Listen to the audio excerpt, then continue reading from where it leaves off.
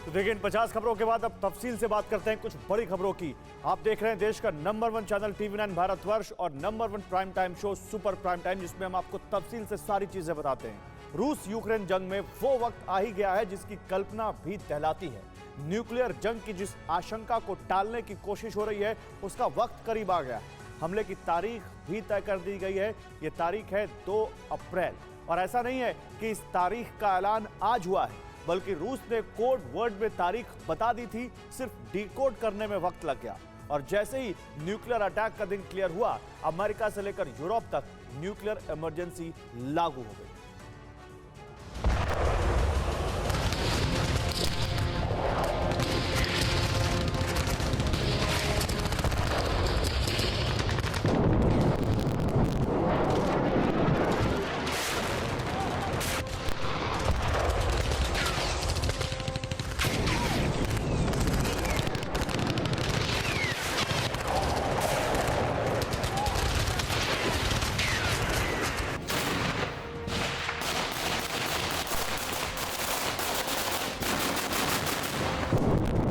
Shelling,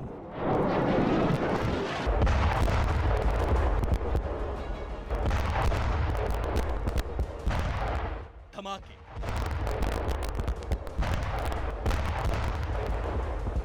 दहलती आवाजें और विध्वंस।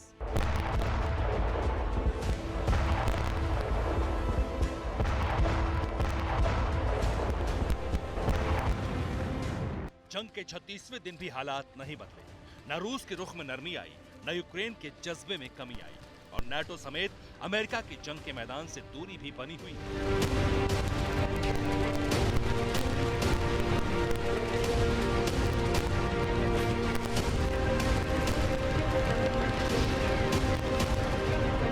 यूक्रेन की बर्बादी और तबाही के अवशेष हर कोने में बिखरे पड़े हैं, लेकिन अब यूक्रेनी इन अवशेषों पर अपना दावा जताकर लड़ रहे हैं और रूस इन पर कब्जा भी चाहता है, जिसमें धीरे धीरे रूसी फोर्स को थोड़ी बहुत कामयाबी मिलती दिख रही है। लेकिन अब तक के हालात में नाकामी रूस के हिस्से ज्यादा आई है, और यही नाकामी दुनिया के विनाश के रास्ते खोल रही है।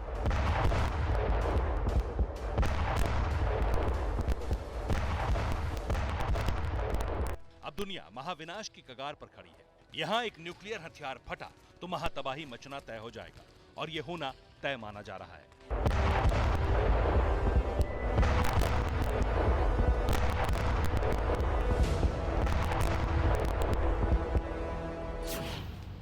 क्योंकि रूस और यूक्रेन के बीच जारी युद्ध की वजह से एटमी जंग फिक्स हो गई है। और आपको हैरानी होगी, इस महाविनाशक जंग की फाइल पर रूस ने जंग शुरू होने के महज 7वें दिन ही मुहर लगा दी थी। सिर्फ तारीख का खुलासा होना बाकी था, और अब वो खुलासा भी हो गया। 24 फरवरी 2022, जंग की शुरुआत।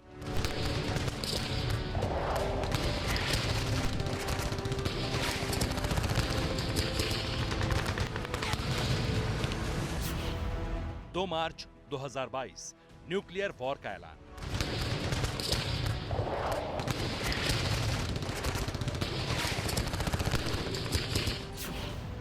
2 अप्रैल 2022, फटने वाला है एटम बम।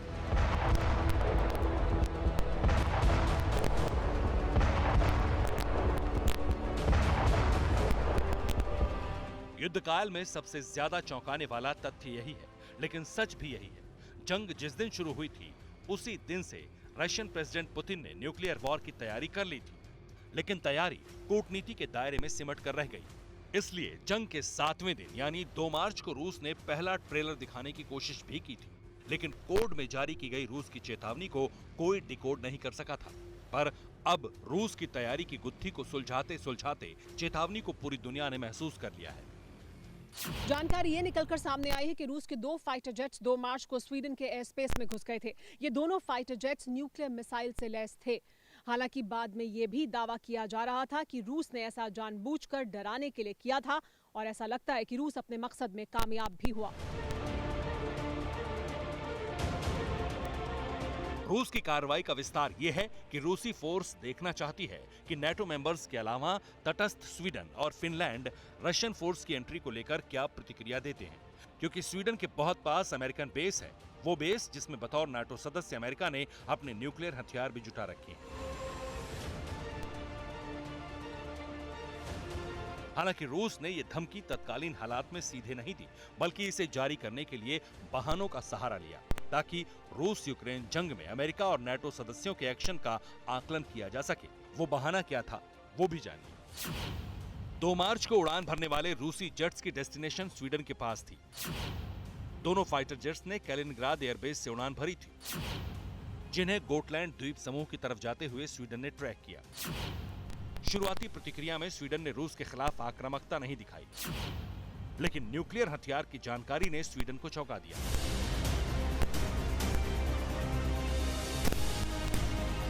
जारी की गई रिपोर्ट के आधार पर स्वीडन ने रूस के खिलाफ अपना बयान जारी करते हुए इस रवैये को गैर जिम्मेदाराना, गैर पेशेवर बताया। इसके अलावा कई विश्लेषकों ने रूस की कार्रवाई को उकसावा बताया। ये भी कहा कि रूस के इस व्यवहार से साफ जाहिर होता है कि रूस परमाणु बम के इस्तेमाल से नहीं डरता और ये कार्रवाई साफ तौर पर जानबूझकर की गई है। लेकिन सवाल ये है, क्या वाकई रूस न्यूक्लियर बम गिराना चाहता था या जंग और विध्वंस के बीच सबको कोई संदेश दिया जाना था?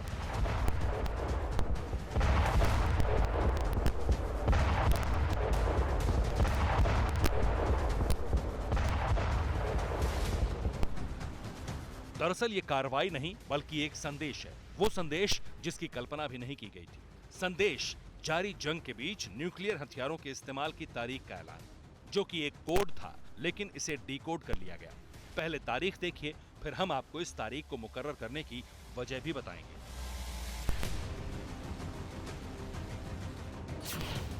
दरअसल 2 मार्च को न्यूक्लियर बम से लैस जेट्स रूस से उड़े। एटम बम लेकर उड़ने वाले विमानों की संख्या भी 2 ही थी। इस कोड को डिकोड करने पर पता चला कि रूस ने न्यूक्लियर वेपन इस्तेमाल के लिए 2 तारीख चुनी है और 2 तारीख और 2 जेट्स का जोड़ 4 यानी महीना चौथा तय कर लिया गया है।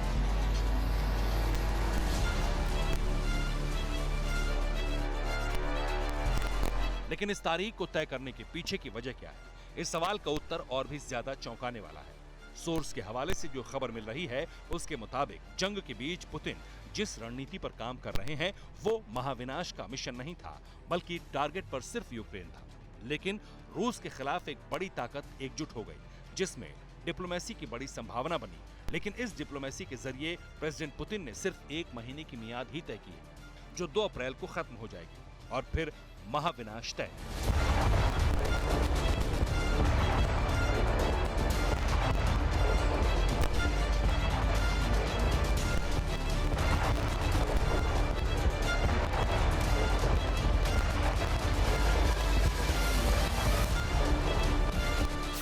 न्यूक्लियर वॉर के हालात में पुतिन का प्लान क्या है? क्या वो खुद हमला करेंगे या हमला होने का इंतजार करेंगे? अभी तक जो जानकारी मिल रही है उसके मुताबिक लगता है कि इंतजार जारी है और जानकारी ये मिल रही है कि रूस का प्लान ये है कि वो यूक्रेन पर इसी तरह से हमले जारी रखेगा, लेकिन अगर अमेरिका की इस युद्ध में एंट्री होती है तो फिर न्यूक्लियर हथियारों का इस्तेमाल भी होगा। यानी यूक्रेन के खिलाफ रूस के मिसाइल हमले जारी रहेंगे, लेकिन मुकाबला अगर अमेरिका से हुआ तो फिर विकल्प सिर्फ एटम बम होगा, जिसका एक कारण यह भी है कि ठीक स्वीडन के पास ही नाटो का बेस है, जहां अमेरिकन न्यूक्लियर हथियार उतारे जा चुके हैं। कुछ मिसाइल्स एक्टिव भी कर दी गई हैं, जिसमें सिर्फ न्यूक्लियर वॉरहेड लगाने का काम बाकी है और वो भी जल्द पूरा हो जाएगा। यही वजह है कि यूक्रेन और रूस के बीच जारी जंग में अमेरिका से लेकर यूरोप तक न्यूक्लियर इमरजेंसी लगाई जा चुकी है। आखिर क्या है न्यूक्लियर इमरजेंसी, वो देखिए। एटमी हमले को लेकर अलर्ट न्यूक्लियर इमरजेंसी है। यूएस से लेकर यूरोप तक एयर डिफेंस सिस्टम एक्टिव है। हमले की सूरत में बचाव के साधन तैयार किए जा रहे हैं। एटमी हमले के वक्त लोगों को निकालने की ट्रेनिंग दी जा रही है। रेडिएशन से बचाव की गाइडलाइंस भी जारी हो चुकी है। यानी अमेरिका से लेकर रूस तक न्यूक्लियर अटैक का खौफ पसरा है। रूस की आक्रामकता डरा रही है। लेकिन सवाल यह भी है, आखिर रूस इतना आक्रामक हुआ क्यों? वो कौन से हालात हैं जिसमें रूस इस आक्रामकता को अपनाने के लिए मजबूर हुआ? ये मजबूरी है रूस को महसूस हो रहा खतरा। दरअसल युद्ध विराम के लिए पुतिन हर प्रस्ताव के खिलाफ खड़े हैं। इसके अलावा अपने एयर डिफेंस सिस्टम से रूस ने शील्ड बना ली है। रूस के एडवांस एयर डिफेंस सिस्टम का किसी के पास तोड़ नहीं है। प्रतिबंधों और धमकियों की भी प्रेसिडेंट पुतिन को परवाह नहीं है और रूस ने युद्ध विराम का अंतिम विकल्प न्यूक्लियर अटैक मान लिया है। हालांकि अभी पुतिन ने न्यूक्लियर अटैक किया नहीं है, इसलिए माना जा रहा है कि पुतिन हमले के पक्ष में नहीं है। वो इंतजार करेंगे और जैसे ही एटमी हलचल महसूस हुई वैसे ही पुतिन न्यूक्लियर अटैक करेंगे और ये नामुमकिन नहीं है क्योंकि अमेरिका पहले एटम बम का इस्तेमाल कर चुका है, इसलिए रूस इस हमले से परहेज नहीं करेगा।